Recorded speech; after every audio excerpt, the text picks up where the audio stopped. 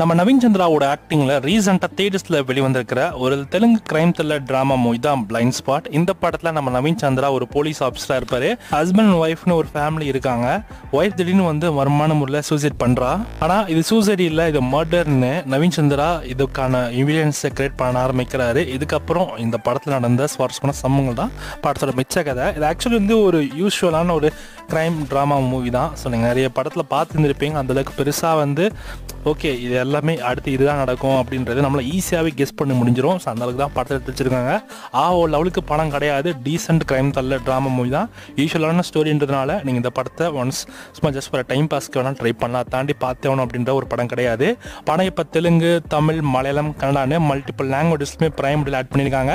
So Naveen சந்திராவுடைய ரீசெண்டாக 2 crime thriller movie படம் வந்திருக்கு. ஒன்று தமிழில் வந்த கிரைம் த்ரில்லர் மூவியான 11, இப்போ பிளைண்ட் ஸ்பாட். இந்த 2 படமும் இப்போ உங்களுக்கு பிரைமில் அவைலபிளாக இருக்குது. செக் பண்ணி பார்த்துக்கோங்க.